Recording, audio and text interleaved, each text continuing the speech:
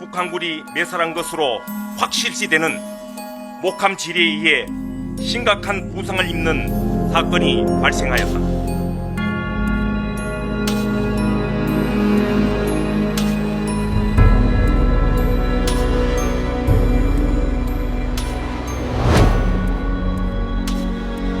자신들의 도발에 응당한 혹독한 대가를 치르게 할 것이다.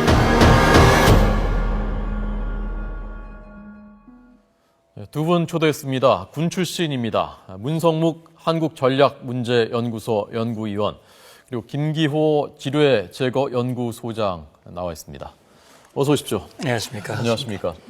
혹독한 대가를 치르게 하겠다라고 밝혔고, 일단 시작한 것이 대북 확성기 방송이거든요. 조금 의아하게 느껴지는 분들도 있을 테고요. 이것이 혹독한 대가인가? 이 정도가 정말 혹독한 대가인가? 어제 백승주 국방차관이 출연해서 그 도발한 세력들이 고통을 느끼겠다라고 해줬는데, 이 정도면 충분한 것인가? 그리고 이후에 그럼 뭐가 있는가? 여러 가지 궁금한 분들이 많을 것 같습니다. 우선 대북 확성기 방송을 재개한 것에 대해서는 어떻게 생각하십니까, 문여원님? 예, 일단 이 확성기 방송은 2004년 6월 4일 남북 장성급 군사회담에서 합의한 합의에 따라서 중단이 됐고, 또 수단을 철거를 했었거든요. 네. 근데 그때 당시에 그 배경을 보면 우리 측에서는 이제 서해에서 두 번의 연평해전이 있었기 때문에 충돌을 방지하는 문제가 시급하다. 그래서 장성급 군사회담을 우리가 요청을 했고, 이제 북한이 호응을 했는데, 네. 마지막 성사 과정에서 북한이 서해 충돌 문제도 중요하지만 더 절박한 사안이 있다. 그 절박한 사안이 심리전을 중단하고 수단을 철거하는 것이다. 근데 그것이 어제 오늘 북한이 요구한 것이 아니라 수년 동안 우리에게 그걸 집요하게 요구를 해왔던 거예요. 그렇군요. 왜 그러냐면 북한으로서는 정권과 체제를 유지하는 데 있어서 네. 가장 중요한 것이 외부의 정보를 차단하는 것인데, 네, 네. 이 접촉 지역에서 외부의 정보를 전방 지역에 근무하는 북한 군인들, 네. 지역에 거주하는 북한 주민들이 그 방송을 듣고 또는 전광판을 보고 예. 외부 소식을 알게 된다고 하는 것은 당시의 김정일 체제로서는 대단히 위험하고 불안한 조치였던 것이거든요. 네. 2010년에 다시 우리가 확성기를 5.24 조치의 일환으로 그걸 다시 설치했을 때 북한이 조준 타격하겠다고 아주 민감하게 반응한 이유도 바로 거기에 있다. 따라서 우리 정부가 군이 첫 번째 조치로서 그렇게 한 것은 네. 그만큼 북한의 가장 아픈 부분이 어딘가를 정확히 알기 때문에 네. 급소를 찌르고 있다라고 이렇게 보시면 될 것 같습니다. 네. 지금 저런 시설이 전부 한 10개, 한 10여 개, 11개, 12개 정도 있었다면서요? 방송을 하던 저런 지금. 원래는 그것보다 시설이요? 훨씬 많았었죠. 원래 더 많았습니까? 예, 훨씬 더 많았었는데 2004년 합의에 따라서 모두 다 철거를 했다가 네. 11개를 설치한 것은 5.24 조치의 일환으로 우리가 대표적인 지역에만 지금 예. 설치를 한 것인데, 예. 어제 보니까 두 군데만 방송을 시작을 했어요. 예. 그 두 군데에서 실효성이 있습니까? 그걸 얼마나 됐습니까? 그 한 그래서 개에. 저는 두 군데만 하는 것은 좀 미흡하지 않냐는 생각이 들어요. 예. 기왕 시작을 했다면 11군데 동시에 했으면 어땠을까 하는 생각이 들고, 네.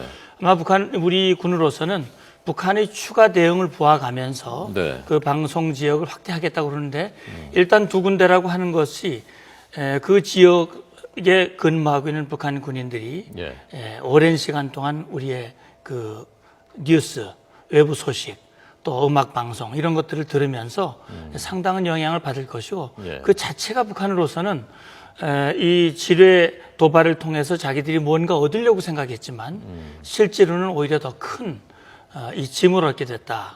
저는 그렇게 생각이 됩니다. 네. 이게 낮에는 한 10km 정도 간다고 하고요, 소리가. 밤에는 24km 정도 간다고 하는데, 그러면 그거 하나를 가지고서 북한 군 병력이 예를 들면 그 한 개를 가지고 그거를 청취할 수 있는 그 가청권에 있는 북한 병력이 얼마나 대략 된다고 볼 수 있습니까? 예, 그러니까 이제 그 하나 가지고 할 수 있는 범위는 아마 제한이 되겠죠. 네. 예, 과거와 같이 지금보다 훨씬 촘촘한 간격으로 그것이 방송이 된다면은 전 전선에 있는 북한군이 다 듣겠지만, 네. 지금은 사실 시범적으로 하는 것이나 다름이 없기 때문에 상징적인 거군요. 예, 그러니까. 효과는 제한될 수밖에 없다고 봅니다. 예. 김 소장님도 전방에 근무해 보신 적이 있으시죠? 예, 그렇습니다. 그때 그 대북 방송을 다 직접 보셨습니까? 예, 직접 하는 것도 보고 예. 우리가 GP에도 그 당시에는 설치된 것도 있었고 했으니까. 네. 근데 지금은 뭐 일체 남북 합의에서 예. 지금 철거했다가 이번에 설치하고는 이번에 처음 하는 걸로 알고 있습니다. 예. 끝날 때쯤에 거의 저희가 그 방송을 중단했을 때쯤에 방송 내용을 저희가 가지고 있는 게 있는데요. 그걸 잠깐 한번 들려드리도록 하겠습니다. 어떤 내용을 대체 방송하길래 북한이 그렇게 뼈아파하는 건지도 궁금한데 그거 좀 여쭤보도록 하겠고요. 잠깐 한번 들어보겠습니다. 요즘 숨가쁘게 돌아가는 남북 관계의 움직임을 지켜보면서 민족 장래에 대한 희망을 갖게 되는데 청취자 여러분들의 심정도 아마 마찬가지일 겁니다. 남북이 하나로 합해져 남보라는 듯이 살기 위한 최상의 방법은 군사적 신뢰를 바탕으로 경제 교류와 협력을 날씨 예보도 하고 그런다면서요? 저 방송으로 어떤 얘기들을 합니까 주로?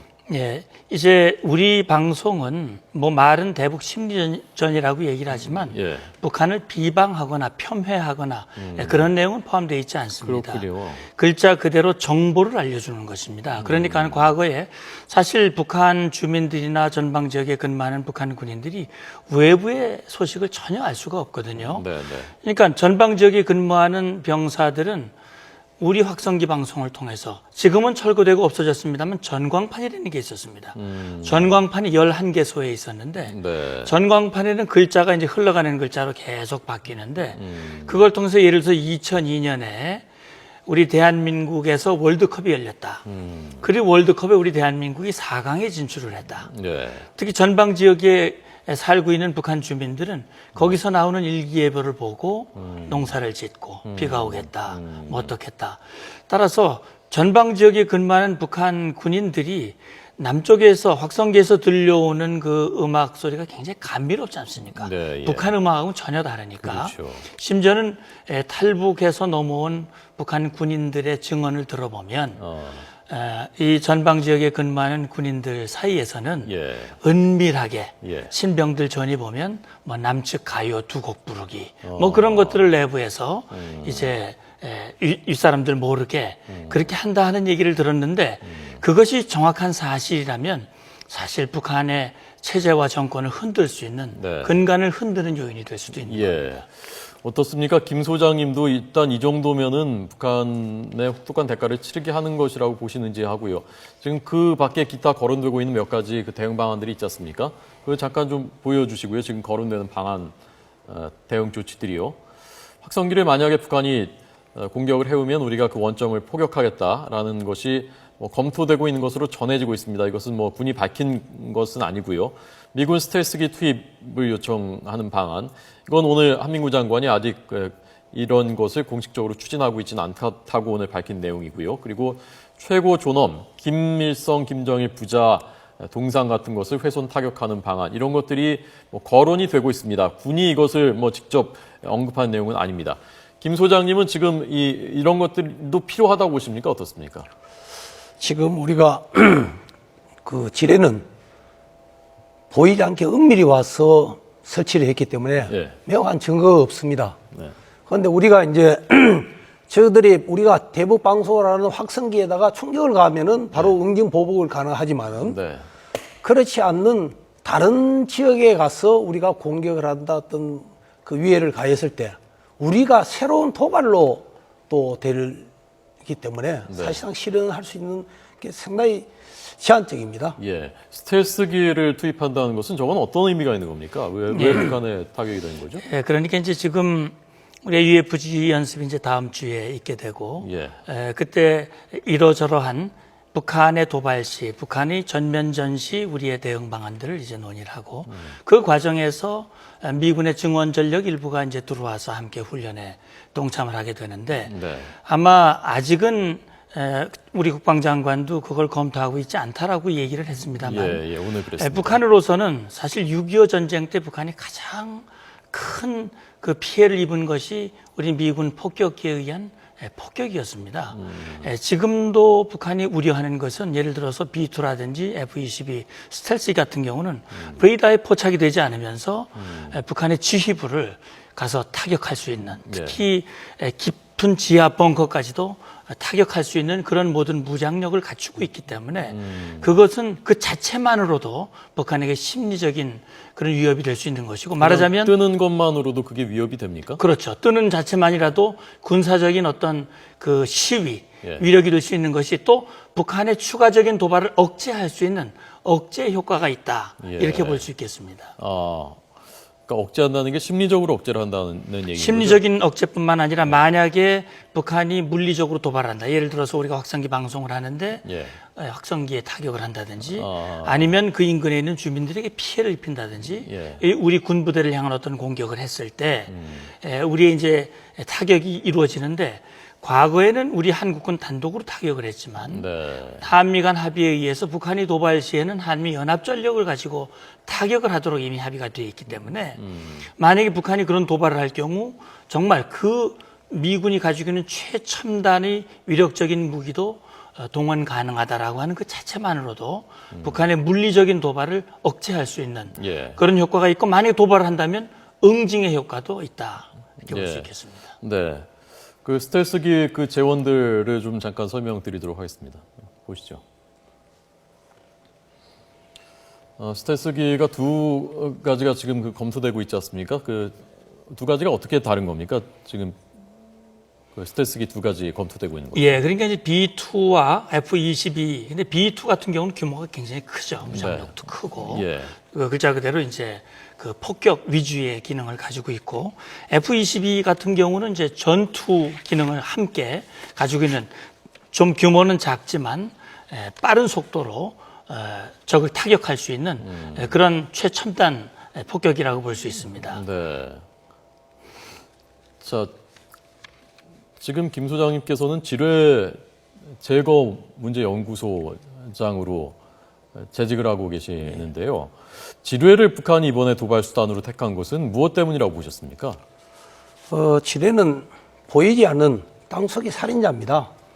은밀히 침투해서 지뢰를 묻어놨을 때 그 증거가 남지 않으니까 자기들 나중에 이번 같이 사고 났을 때 우리가 한 일이 아니다 발뺌할 수가 있고, 그러면서 DMZ에 있어서 작전 주도권을 북한이 가져갈 수도 있고, 그래서 남한에 대해서 결국 북한과 어떤 평화적으로 상태를 유지하면서 자기들한테 어떤 대가를 주지 않으면은 항상 남한에다 불안한 것을, 심리적으로 불안한 것을 보여주겠다.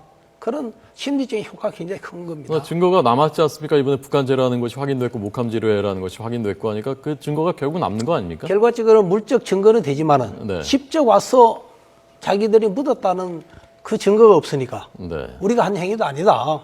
발뺌을 할 수 있는 거죠. 예. 그래서 이 DMZ에서의 작전 주도권을 우리가 가져오는 그 작전을 하겠다. 지금까지는 저지였는데 비무장지대에서 이제는 경멸로 가겠다라고 오늘 한 장관이 얘기하지 않았습니까? 어떤 의미를 갖고 있는 겁니까? 예, 그러니까 지금 이제 조금 김 소장님께서 잘 말씀을 해주셨습니다만, 어쨌든 우리가 천안함 사건 연평 포격 도발 이후에 사실 북한을 좀 뼈저리게 응징을 했어야 되는데 예. 좀 아쉬운 부분이 있었고, 네. 그 뒤에 우리가 가지고 있는 것이 도발의 원점과 지원 세력과 지휘 세력까지 타격을 하겠다. 그러니까 그 이후 5년 동안 북한의 상황을 보면 원점을 확인하기 어려운 형태의 도발을 주로 해왔어요. 무인기 도발이라든지 사이버 테러라든지. 이 지금 지뢰 같은 경우도 물론 증거가 남았습니다. 원점. 그러나 타이밍상으로 네. 이것이 원점을 확인하는 데 시간이 걸렸고 예. 일단 일주일이라고 하는 시간이 지났기 때문에 우리가 그걸 바로 가서 또 응징 보복하기가 상당히 어려운 부분이 있는 거죠. 예. 북한이 원점을 확인할 수 있습니까? 그런데 누가 와서 어느 부대 누가 와서 묻었는지는 모르니까 그 부대가 원점이 어디 있는지를 알 수가 없는 거 아니에요? 그렇죠.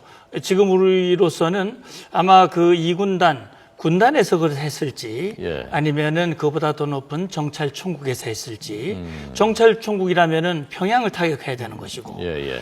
이 군단 같은 경우는 중부전선인데 그래서 그런 것들이 우리가 즉각 대응하기 어려운 부분이 있는 것이고 예. 말씀하신 대로 이제 우리가 주도권을 확보한다고 하는 것은 역시 그동안은 북한이 군사분 개선을 월선 침범하지 못하도록 우리가 경고 방송을 하고 경고 사격을 하고 그래도 넘어올 경우 이제 격파 사격을 했는데 그런 단계를 거치지 않고 이제는 만약에 침범하는 도발을 할 경우에는 즉각적인 대응을 하고 특히 그다음에 수색 정찰을 일정한 주기를 가지고 상당히 간헐적으로 수색을 했던 것을 네. 이제는 비정기적으로 북한이 그걸 탐지할 수 없게 예. 하고 북한이 만약 대략 다 안다면서요? 우리가 언제쯤 가서 수색 작전 그렇죠. 이번 같은 경우는 일주일 단위로 그렇게 했고 그런 통로를 이용한다는 걸 너무나 잘 알고 있었기 때문에 어떻게 보면 북한은 우리가 경고하면 빠졌다가 경고가 없으면 또 들어오고 하는 그렇게 해서 침투로를 개척했을 가능성이 예. 좀 있거든요. 네. 이번에 그런 것들을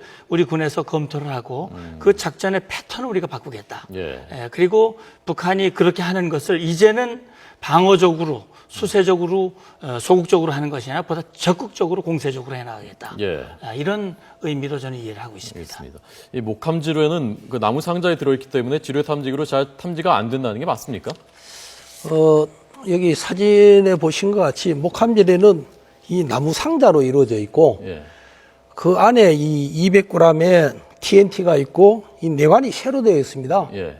그래서 우리 한국군이나 미군이 매설한 거는 M14 대인지뢰인데 이거는 뭐 불과 직경이 요즘은 높이가 한 4cm밖에 안 되는 요 작은 건데 네. 이거는 20cm, 9cm 높이가 한 6.5cm 됩니다. 굉장히 큽니다.